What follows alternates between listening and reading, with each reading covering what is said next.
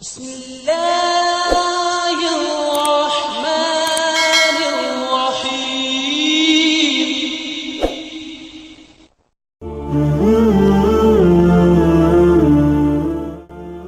Sahabat beriman, tahukah Anda, begitu selesai salam dari sholat, ada satu amalan sederhana yang langsung dicontohkan oleh Nabi SAW. Tapi sering kita lewatkan atau kita ubah-ubah. Padahal disitulah ada kesempurnaan zikir yang keluar dari lisan manusia paling mulia. Bismillahirrahmanirrahim. Assalamualaikum warahmatullahi wabarakatuh. Saudaraku yang dirahmati Allah, jika video ini Allah hadirkan di beranda Anda hari ini, maka yakinlah ini bukan kebetulan. Ini adalah bentuk kasih sayang Allah yang ingin mengingatkan kita dengan cara yang lembut. Innal hamdalillah nahmaduhu wa nasta'inuhu wa nastaghfiruh wa na'udzu billahi min syururi anfusina wa min sayyiati a'malina. May yahdihillahu fala mudhillalah wa may yudlil fala hadiyalah. Wa asyhadu an la ilaha illallah wahdahu la syarikalah wa anna Muhammadan abduhu wa rasuluh. Amma ba'du. Terima kasih kepada seluruh sahabat yang senantiasa mendukung dakwah ini. Semoga Allah menjaga kesehatan kalian, meluaskan rizki, dan menguatkan iman kita semua. Amin ya rabbal alamin. Sahabat beriman yang dirahmati Allah, mari kita perhatikan satu sunnah yang sangat dekat dengan kita, yaitu bacaan pertama yang diucapkan oleh Nabi SAW setelah selesai sholat. Riwayat menjelaskan bahwa Rasulullah SAW ketika selesai sholat, beliau membaca istighfar sebanyak 3 kali. Beliau mengucapkan, Astaghfirullah, Astaghfirullah, Astaghfirullah. Kemudian setelah itu, beliau mengucapkan, Allahumma antas salam, wa minkas salam, tabarakta ya dzal jalali wal ikram. Allahumma antas salam wa minkas salam, tabarakta ya dzal jalali wal ikram.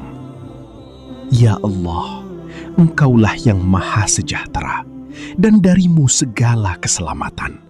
Maha berkah Engkau, wahai Zat yang memiliki keagungan dan kemuliaan. Istighfar itu sendiri adalah ucapan Astaghfirullah. Dan disebutkan bahwa Nabi SAW setelah salam tidak lama duduk menghadap kiblat. Beliau segera menghadap ke arah makmum. Namun sebelum itu, beliau hanya berhenti sejenak, sekadar untuk membaca Astaghfirullah, Astaghfirullah, Astaghfirullah, Allahumma antas salam. Sahabat, ini menunjukkan bahwa waktu antara salam dan menghadap ke jamaah sangat singkat. Hanya cukup untuk membaca zikir tersebut.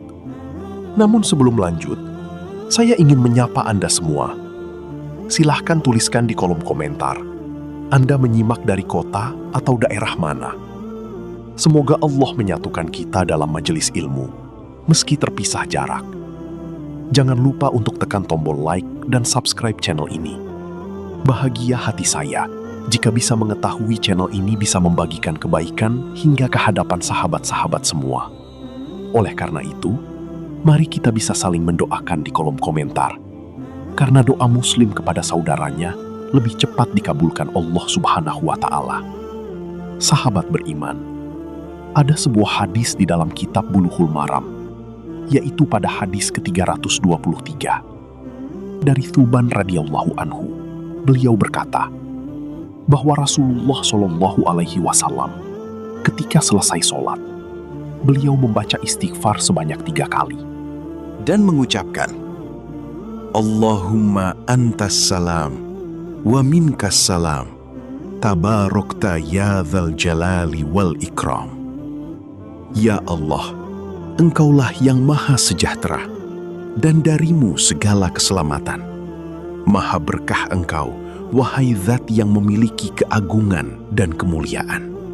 Hadis riwayat Muslim. Dalam riwayat lain dijelaskan, Al-Walid bertanya kepada Al-Auza'i, bagaimana cara beristighfar itu? Maka Al-Auza'i menjawab, engkau mengucapkan, Astaghfirullah, Astaghfirullah, Astaghfirullah. Dari penjelasan ulama tabi'in ini, kita memahami bahwa yang dimaksud istighfar 3 kali adalah benar-benar mengucapkan Astaghfirullah, Astaghfirullah, Astaghfirullah. Dan dalam hadis lain dari Aisyah radhiyallahu anha disebutkan bahwa Rasulullah Shallallahu Alaihi Wasallam tidak duduk lama setelah salam, kecuali sekedar membaca Allahumma antas salam wa minkas salam tabarokta ya dzal jalali wal ikram. Kemudian beliau langsung menghadap ke arah makmum. Ini menegaskan bahwa riwayat dari Thuban adalah riwayat yang menunjukkan bacaan pertama setelah salam. Begitu selesai, Assalamualaikum warahmatullah, Assalamualaikum warahmatullah. Nabi Shallallahu Alaihi Wasallam membaca istighfar 3 kali, lalu membaca doa tersebut, baru kemudian menghadap ke jamaah. Sahabat beriman, jarak antara salam dan menghadap ke makmum sangat singkat. Hanya cukup untuk membaca Astaghfirullah, Astaghfirullah, Astaghfirullah, Allahumma antas salam. Itulah zikir pertama setelah sholat.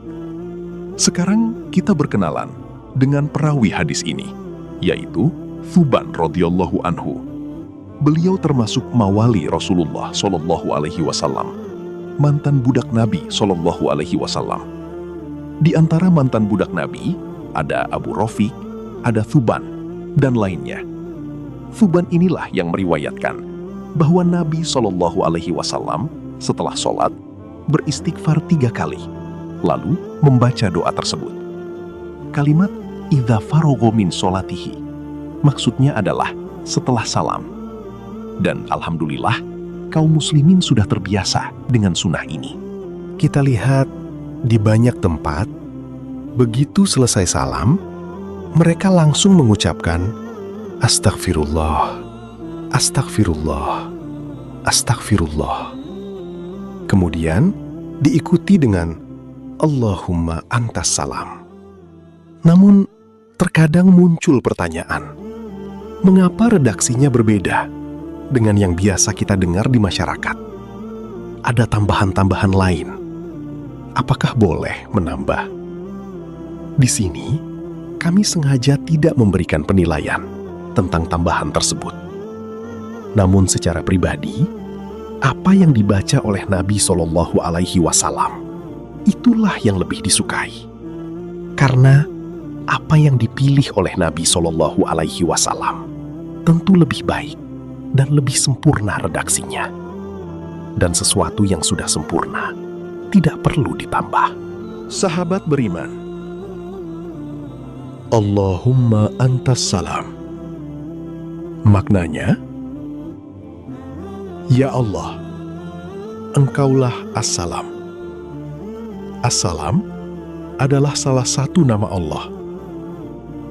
Dalam Al-Quran disebutkan, Huwallahu alladzi la ilaha illa huwal malikul quddusus salam. Dialah Allah. Tidak ada sesembahan yang berhak disembah selain Dia. Raja, yang maha suci, yang maha sejahtera. Karena itu, kita dilarang mengucapkan Assalamu alallah. Dulu, para sahabat pernah mengucapkannya. Lalu Nabi Shallallahu Alaihi Wasallam melarang. La taqulus salamu alallah, fa innallaha huwas salam. Jangan kalian mengatakan salam untuk Allah, karena Allah adalah As-Salam. Sebagian ulama menafsirkan makna Assalamualaikum sebagai doa, semoga Allah bersamamu. Karena assalam adalah Allah. Maka ketika kita mengucapkan salam, kita sedang mendoakan agar Allah membersamai orang tersebut. Karena itu, tidak pantas mengucapkan salam di toilet. Jika bertemu orang di toilet, tidak perlu menyapa dulu. Tunggu keluar, baru saling memberi salam. Karena tempat itu tidak selayaknya disebut nama Allah. Termasuk saat mengangkat telepon di toilet, lalu mengucapkan Assalamualaikum, itu terjadi karena kebiasaan, padahal tidak tepat.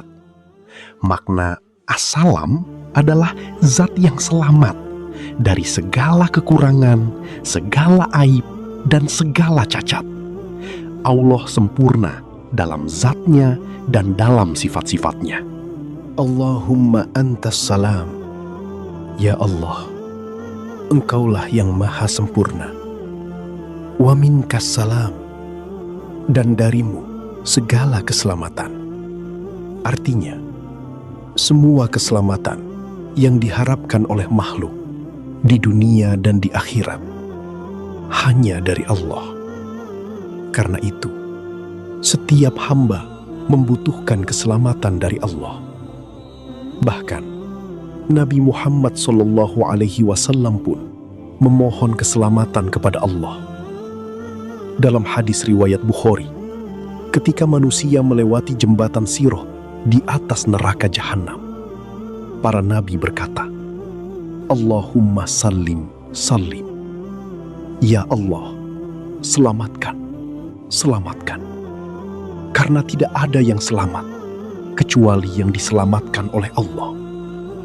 Sirat itu lebih tipis dari rambut, lebih tajam dari pedang, dan di atasnya ada pengait-pengait yang siap menyampar. Maka siapapun tidak akan selamat tanpa pertolongan Allah. Tabarokta artinya maha berkah engkau. Kalimat tabaroka hanya boleh untuk Allah. Kita tidak boleh menggunakannya untuk makhluk. Untuk makhluk, kita katakan mubarak, yang artinya diberkahi.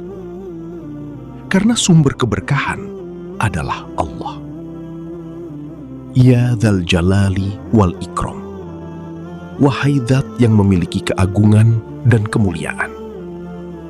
Al-Jalal berasal dari kata Jalil, yang artinya Maha Agung. Allah adalah Zat yang sempurna keagungannya, tinggi kemuliaannya. Maka Allah berhak untuk diagungkan dan dimuliakan. Karena itu, tidak pantas seorang hamba melawan Allah atau kufur kepadanya. Sebab Dia adalah Zat yang layak untuk diagungkan. Sahabat, dari sini kita memahami bagaimana para ulama sangat menjaga diri dari maksiat. Mereka tidak meremehkan dosa, baik yang besar maupun yang kecil. Karena mereka memahami siapa Allah yang mereka hadapi. Demikian sahabat yang bisa kami sampaikan pada kesempatan kali ini. Semoga bermanfaat untuk kita semua. Wallahu a'lam bishawab. Wassalamualaikum warahmatullahi wabarakatuh.